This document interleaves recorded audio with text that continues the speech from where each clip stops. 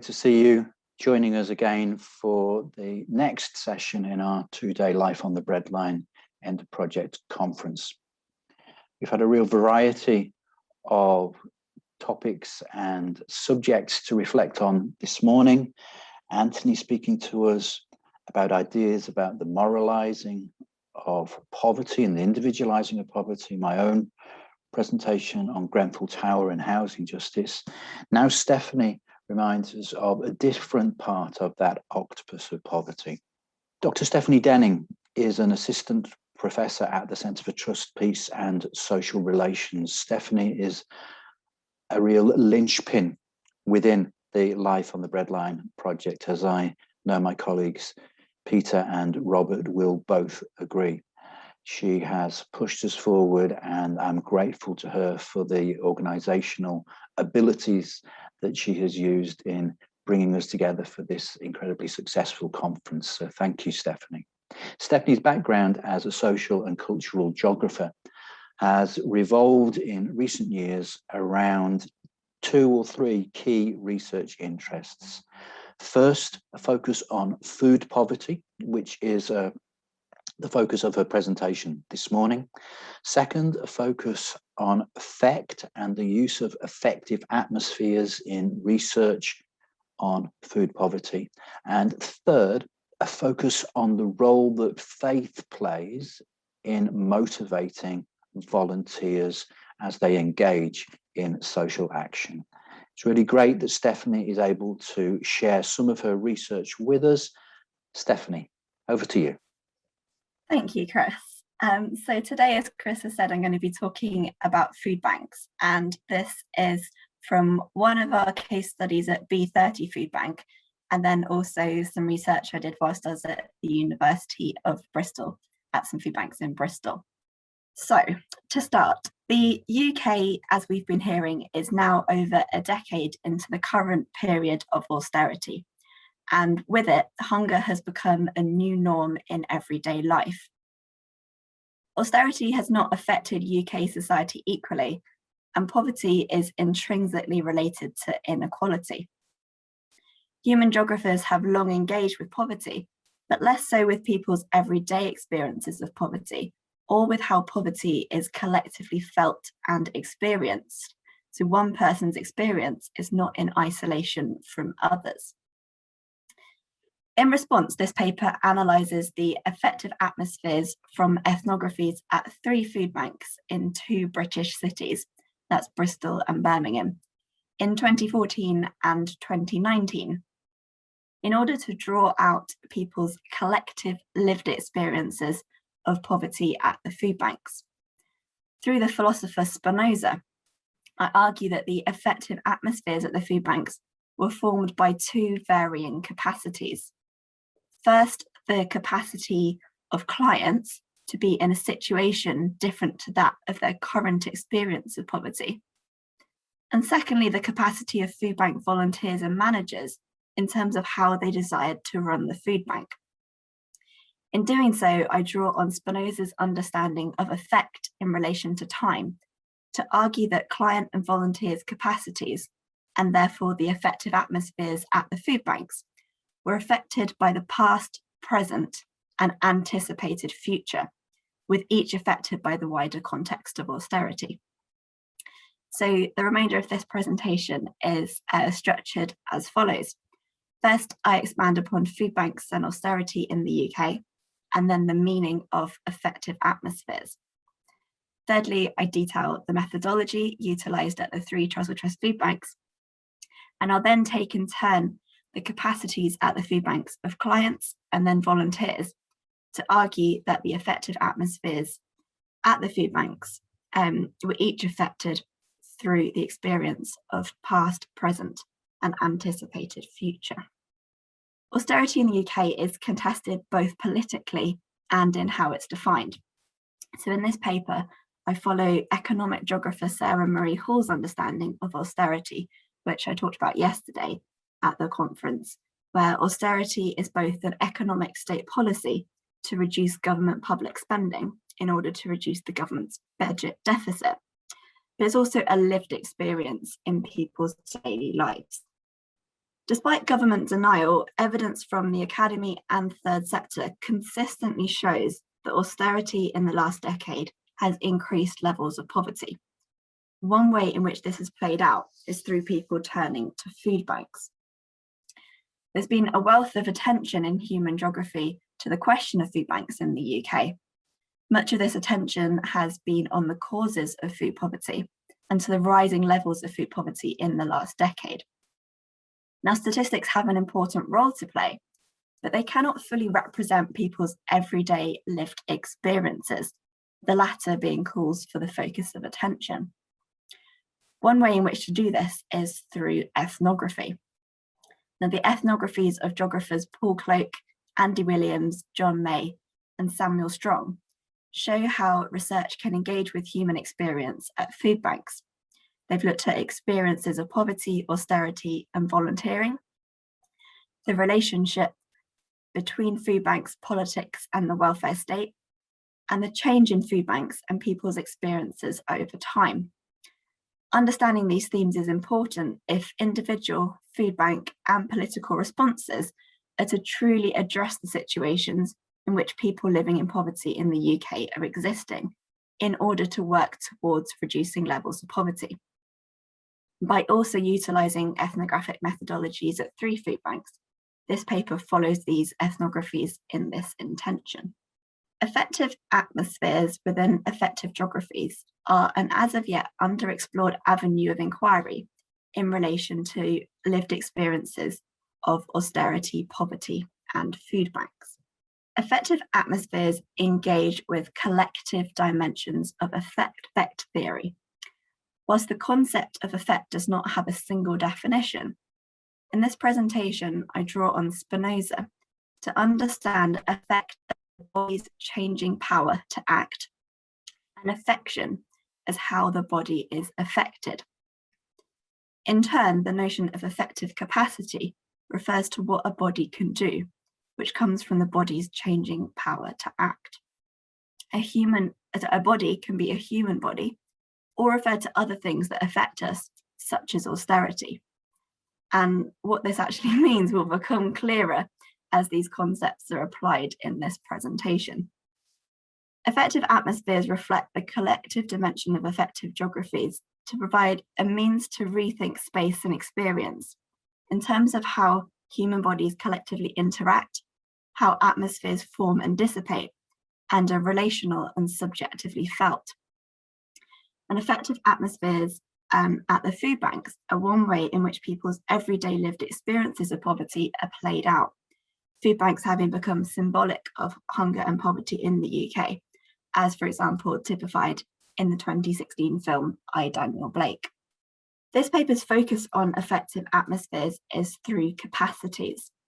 The body's capacity to act is another way of understanding Spinoza's conceptualization of affect theory in his book Ethics, in terms of the power of human bodies to act, which is an affect, and to be affected, which is an affection. Indeed, affective geographers often take forward affect in relation to a body's affective capacity to mean what a body is capable of doing, for example, the work of Ben Anderson. Drawn out from the thematic data analysis of the food bank ethnographies, I analysed bodies' capacities and the subsequent affective atmospheres in 2 ways. The capacity of clients to be in a situation different to that of their current experience of poverty, and the capacity of food bank volunteers and managers in terms of how they desire the food bank to run. Now, these capacities combine, collide, and contest with each other to form the temporary elusive affective atmospheres at the food banks. In his work Ethics, Spinoza writes that the effects of the past or anticipated future can be the same as if the thing were affecting in the present. So recollection or anticipation can affect us powerfully as what is happening. If we take being in poverty as the thing, then a person can be as affected by having been in the poverty in the past or anticipating poverty in the future as they are in the present. Spinoza argues that doubt about the past or anticipated future can make a difference to how a person's capacity is affected. So a brief bit now on the methodology before we get on to client and volunteers' experiences. The empirical grounding for this paper is short-term ethnographies at 3 Trussell Trust food banks, 2 food banks in Bristol in 2014, and that's North Bristol Food Bank and Bristol Northwest Food Bank, and 1 food bank in Birmingham in 2019, which is B30 Food Bank. All 3 food banks were established and run by or in churches and relied upon volunteers, but not all of the volunteers were Christian. Like all Trussell Trust food banks, the food banks required people coming to the food bank for food to have a voucher issued by a referral agent. And at these particular food banks, the people receiving food were called clients. The ethnographies at all 3 food banks began with observing volunteers and clients when the food banks were open, with some participation in volunteer activities such as greeting clients and packing and sorting food. In Bristol, I visited North Bristol Food Bank and Bristol Northwest Food Bank 26 times between May and June 2014. In 2014, these 2 food banks had 7 outlets between them, meaning that there were 7 locations where people could collect food. The outlets included traditional church buildings, community centres, church halls, and a charity shop. The outlets were spread across North and Northwest Bristol on housing estates and high streets, which was some distance from the city centre and the leafy affluence of areas such as Clifton. I kept a research diary from each visit to record my observations and reflections, and undertook 54 semi-structured interviews and 25 questionnaires with 79 people. So that covered 37 clients and 42 volunteers. And these ethnographies in Bristol took place 5 years into the current period of austerity. In Birmingham, I visited B30 Food Bank 16 times between February and May 2019, again keeping a diary from each visit. B30 Food Bank is one of the largest food banks in the Midlands and distributes food from one church rather than having multiple outlets. It takes its name from the B30 postcode where it's situated, which is to the southwest of Birmingham city centre on Cottridge High Street. At B30 Food Bank, there were 32 research participants. So that was semi-structured interviews with 18 clients and 5 volunteers, and a focus group with 9 volunteers. And by 2019 at B30 Food Bank, the UK was 10 years into the current period of austerity. Thinking then about the atmospheres in terms of clients.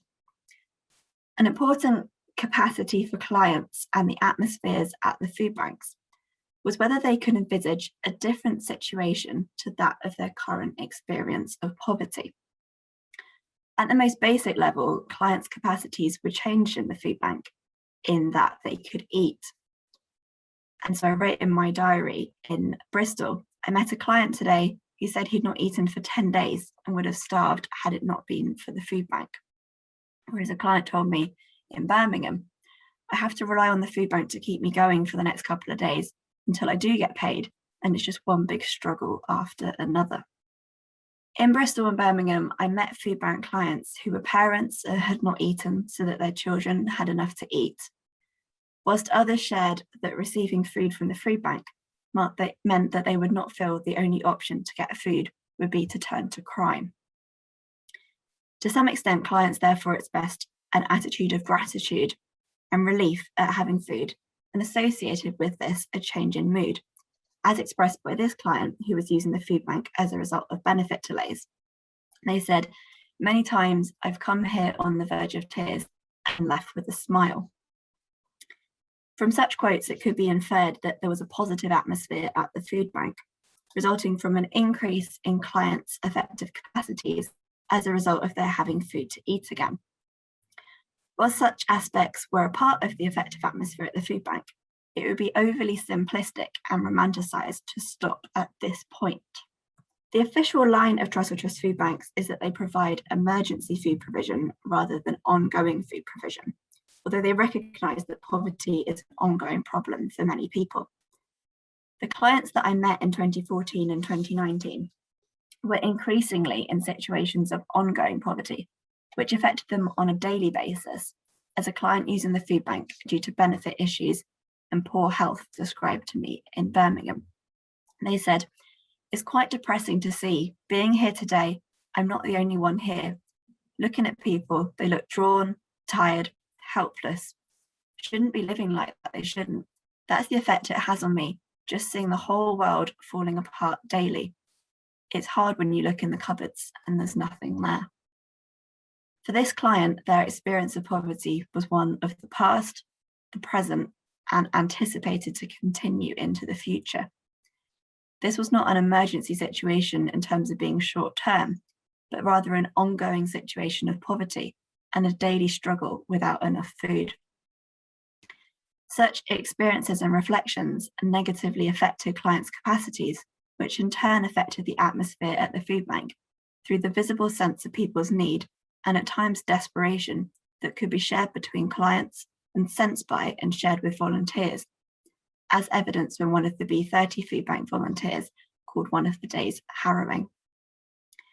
This reiterates that it would be overly simplistic and romanticised to only argue that food banks increase clients' affective capacities and have positive affective atmospheres. As austerity progressed, there was increasing sense amongst clients whom I interviewed in Bristol and Birmingham that it would be difficult for their current situation of poverty to change.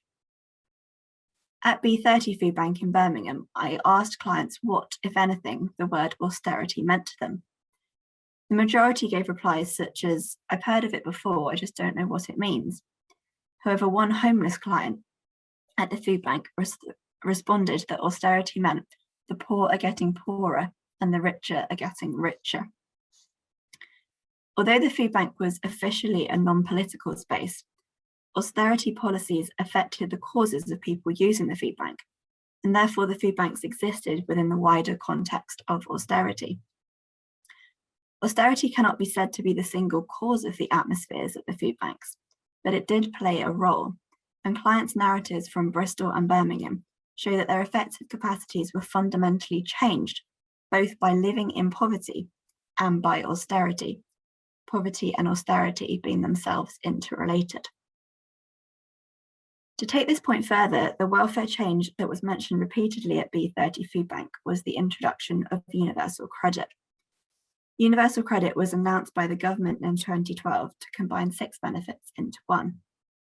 It was piloted from 2014 before being rolled out nationally, and it remains a controversial policy.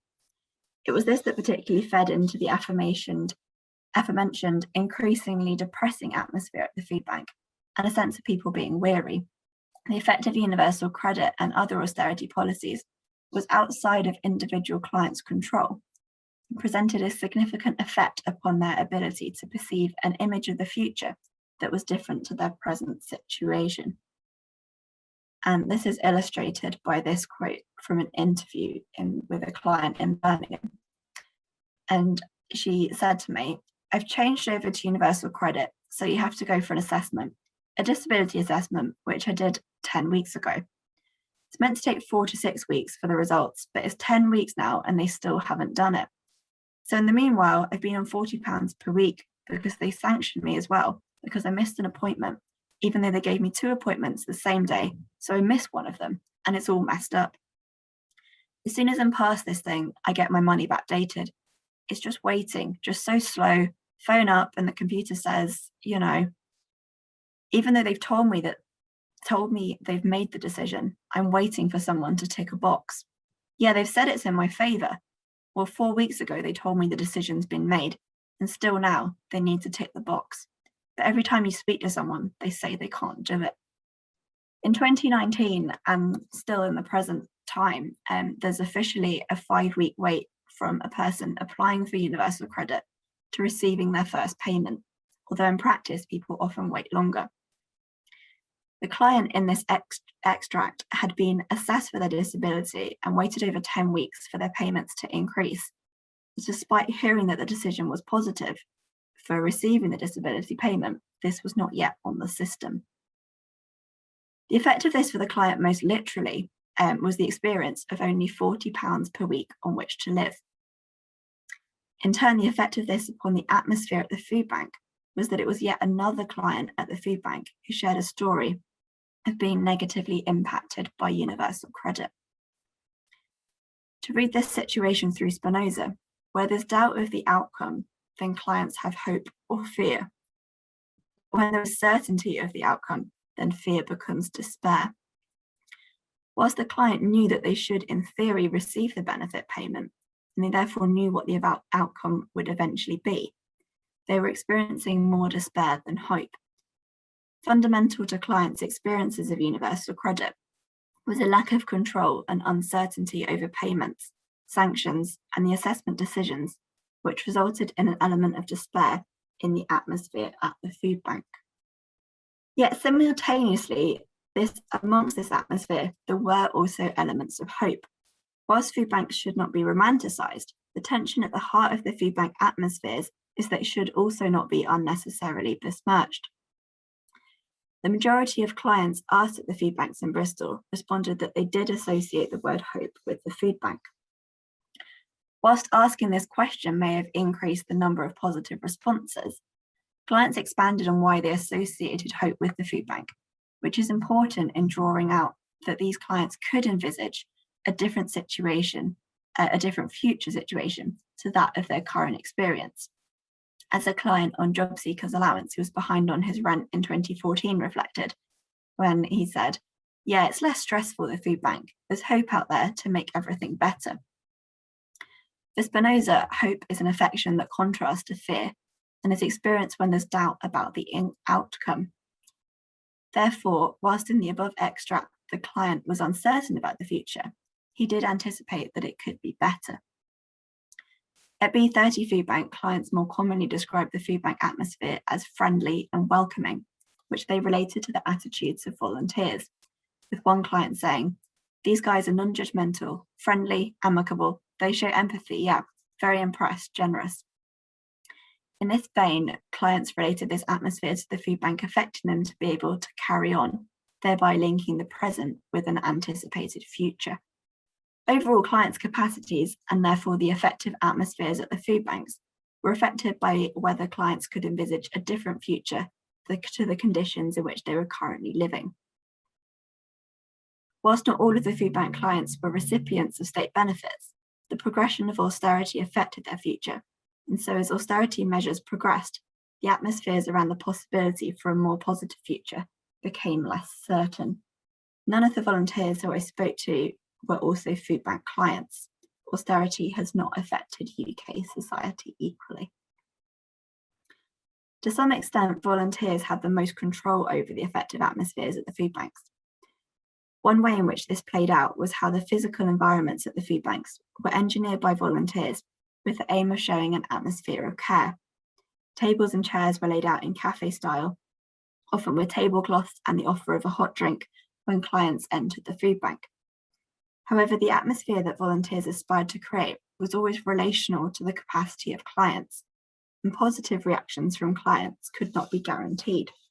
As I wrote in my diary in Birmingham, I heard a client being introduced to a volunteer who asked if she'd like a hot drink. The client replied, "No, I just want to get out of here." And the volunteer led her through to the church and tried to reassure and calm the client. Whilst this client needed food, they did not want to be at the food bank. People could be embarrassed to use the food bank and often did so as a last resort. Volunteers recognised that the stigma that clients could experience in using the food bank, which fed into their desire for a welcoming atmosphere. But as shown in the above extract, there could still be a conflict between atmospheres of care with atmospheres of stigma and discomfort. The atmosphere that volunteers strove for through their own capacities was therefore inherently relational to clients' capacities and varied both spatially and temporally.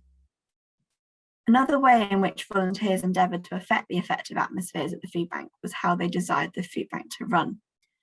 Fundamentally, at all three food banks, the managers and volunteers endeavoured for the food banks and their atmospheres to give food and to help people in need. And two food bank volunteers who volunteered during their retirement expressed their desire to change the capacity of clients, with Sue saying, "If they walk out through that door broken, we haven't done our job." And George reflecting, "The principal thing is if someone goes away happier than when they came in." The intentions described by Sue and George are strikingly similar despite being given independently by Sue in Bristol in 2014 and George in Birmingham in 2019. They both refer to wanting a change in clients' capacities from when they entered the food bank to when they left. This change was physical in terms of receiving food, but also shows a desired change in clients' mood. And in Spinozian language, Sue and George had confidence that such a change was possible. In varying regards, the food banks were affected by a Christian ethos. The Trussell Trust is a charity that is based on, shaped and guided by Christian values, but through its social franchise model, the Bristol and Birmingham food banks each had a level of independence, meaning that the explicitly Christian element of the food banks and the degree to which this affected the atmospheres varied. B30 Food Bank ran in a church, but the volunteers and management team were a mix of people who were Christian and not Christian. Several volunteers specifically told me that they were not like other food banks, where people prayed with clients. But despite this, one volunteer who was an atheist shared that he saw the food bank as true Christianity in operation. George's understanding of the food bank as true Christianity in operation puts emphasis on the actions at the food banks in terms of giving food and helping people in a non-judgmental manner as being the important tenements of a Christian ethos, rather than the more explicitly religious elements such as prayer. Finally, the effective atmospheres at the food banks were affected by volunteers in terms of how they managed food bank resources, both food and time. Over 2014 to 2015, the Trussell Trust food banks in Bristol gave 10,605 food parcels. The food banks were therefore much used, but there was enough food to meet demand, and time for volunteers to sit and chat with clients over cups of tea. In 2014 in Bristol, it had been notable to write in my diary that a client had arrived before the food bank opened. Yet 5 years later at B30 Food Bank, I wrote in my diary, as I now know to be normal, there were already people sat waiting in the entrance hall to the church when I arrived, over 30 minutes before the food bank opened. Whilst the Bristol and Birmingham food banks were in different parts of the UK, the South West and the Midlands respectively, and so a direct comparison on demand changing over time cannot be made, I regularly witnessed a busier food bank in Birmingham in 2019 than I had in Bristol in 2014. This echoes the national increase in Trussell Trust food parcels given out over the last decade. Evidenced by the causes of people using food banks, this increase is directly linked to austerity measures. I observed how volunteers at B30 Food Bank had little time to chat with clients and less time for signposting clients to other services. Signposting was important in both Bristol and Birmingham, but by February 2019, B30 Food Bank was receiving so many clients that on particularly busy days, volunteers were asked not to signpost clients until there were fewer clients queuing for food. This was not the preference, but was considered necessary to give everyone food. Overall, whilst it might be expected that food bank volunteers had the greatest control over the effective atmospheres at the food banks, this was not always obtainable. This is because whilst volunteers' capacities did significantly affect the effective atmospheres at the food banks, the capacities were inherently relational to the capacities of clients and to the wider context of which in turn affected the overall atmospheres at the food banks. In terms of the food banks, volunteers therefore partook in the collective experience of poverty and austerity, but not identically to the clients. We are each affected by austerity, but not equally. So in conclusion, food bank use in the UK elsewhere is consistently increasing, and the promised end of austerity has not yet arrived. Geographers have examined food banks in a variety of ways, from the patterns in food bank use to ethnographies of volunteering at food banks. However, the collective experience of poverty and austerity at food banks has to date received less attention. In response to this gap, this presentation has analysed collective experiences from ethnographies at 3 food banks in 2014 and 2019 to argue that the effective atmospheres at the food banks reflected capacities in the past, present, and anticipated future of clients and volunteers at the food banks. A focus on affective capacity through Spinoza has drawn out how the food bank atmospheres were affected first by the capacity of clients to be in a situation different to that of their current situation, and secondly, the capacity of food bank volunteers and managers in terms of how they desired the food bank to run. The effective atmospheres at the food banks were formed by an ever-changing relation between these capacities, and so whilst dominant atmospheres have been drawn out, I've purposefully referred to atmospheres in the plural. Spinoza argues that the effects of the past or anticipated future can be the same as if the thing were actually affecting in the present. I have argued that this is poignant for effective capacity and effective atmospheres because it means that a body can be as affected by an anticipated or remembered effect as an actually existing effect. This is a double adverse in terms of the lived experience of poverty and austerity. The food bank atmospheres were not only formed in the present, but were also affected by people's past experiences of poverty and their fears of a future poverty as austerity measures become harsher and it became harder to imagine a more positive future. Thank you very much indeed, Stephanie, for such a thoughtful and challenging presentation. As in previous sessions, we're going to take a moment or two to reflect. Thank you to Katie as well for yet another really excellent illustration that's on our screens now. Let me begin with the first one, Stephanie, a question about anger. Did you experience a growing anger in the food banks? That's a good question. I'm not sure I would say particularly in relation to clients. I think there were aspects of anger from clients at both times. I guess for the volunteers, particularly with the focus group in Birmingham with 9 volunteers, that became a very political conversation.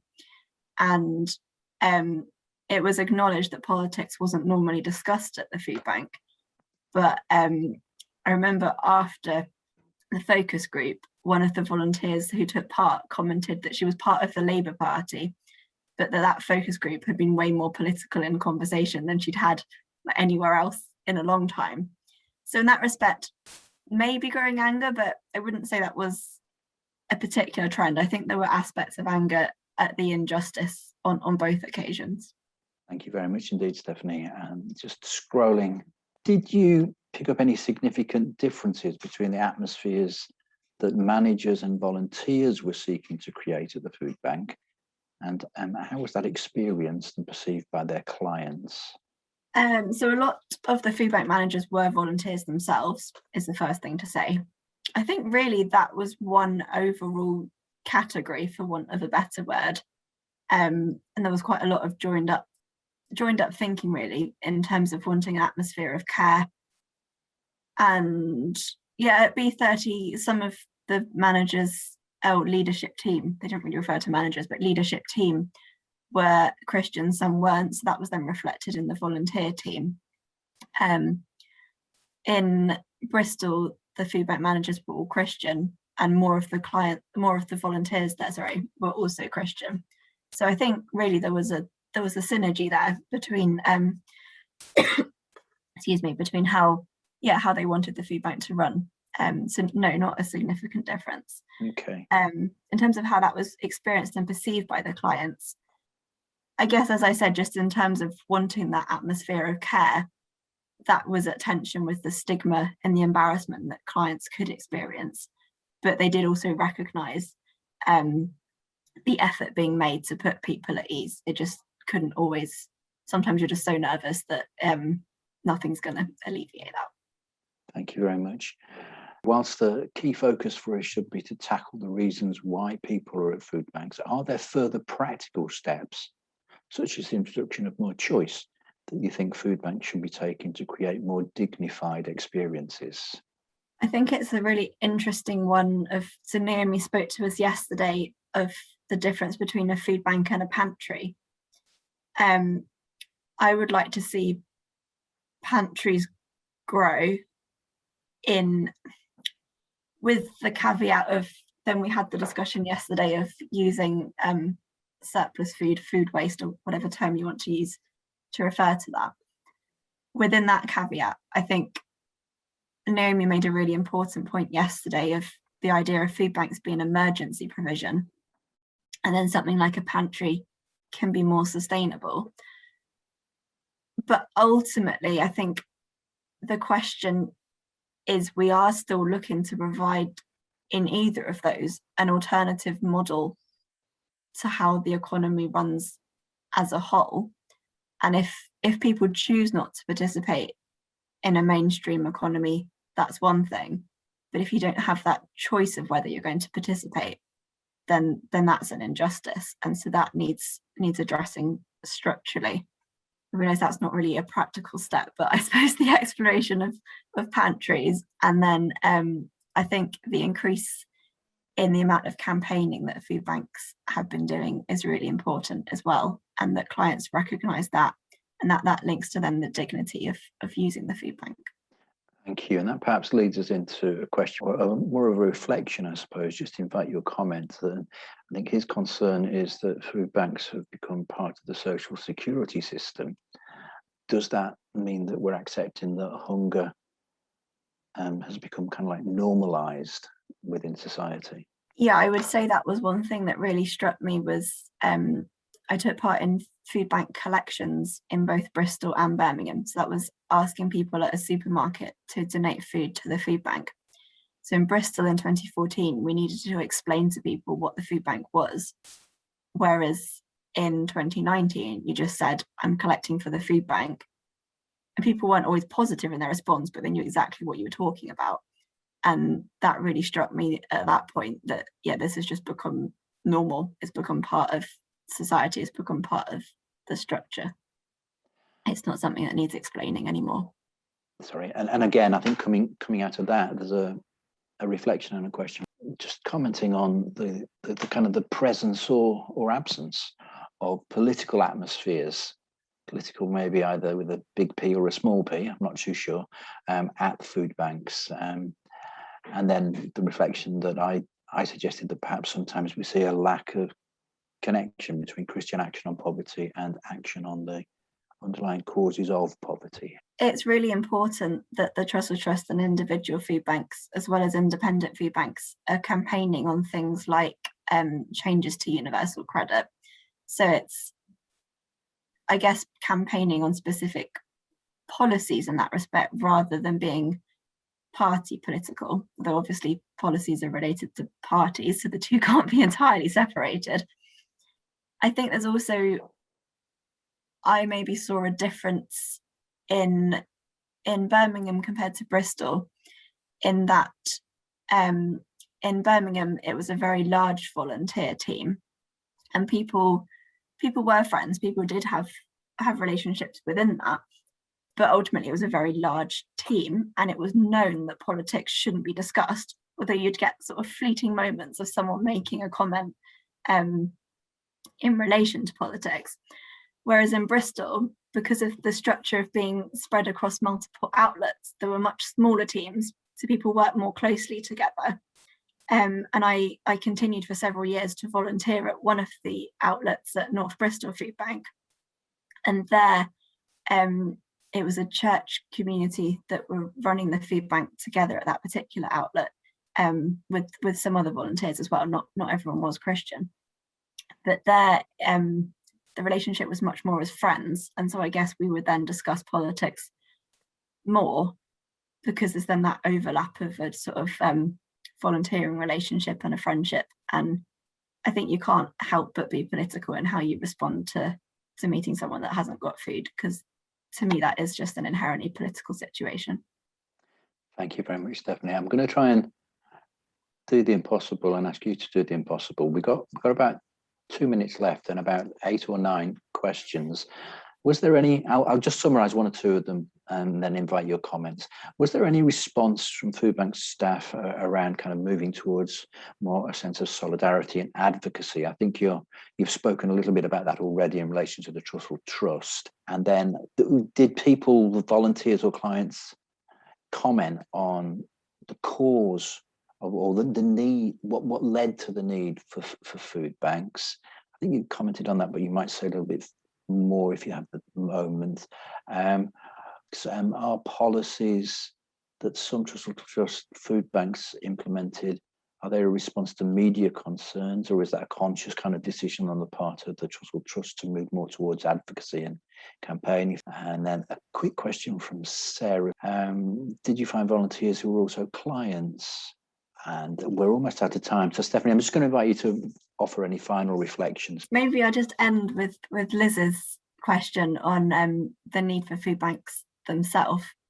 I think in Bristol, the food bank managers who I interviewed were pleased that they could establish the food bank, but it wasn't expected at that point that the food banks would still be running now in 2021. I think with hindsight, that interview back in 2014 was that this was a response, and even a couple of years later they said we didn't think we'd still need to be here. In Birmingham, some of the food bank volunteers, particularly in the focus group discussion, did express concern about whether the food bank was papering over the cracks, was a phrase that they used. So yeah, did recognise that concern of, is it letting the government off the hook? But at the same time, if one of the volunteers said, well, we can't just go on strike though, because then people will be hungry, and ultimately people would die if they don't have food. So they recognised that problem, that issue, but there's, I don't think, an easy answer, which I think is why it's good to be doing more advocacy and more campaigning.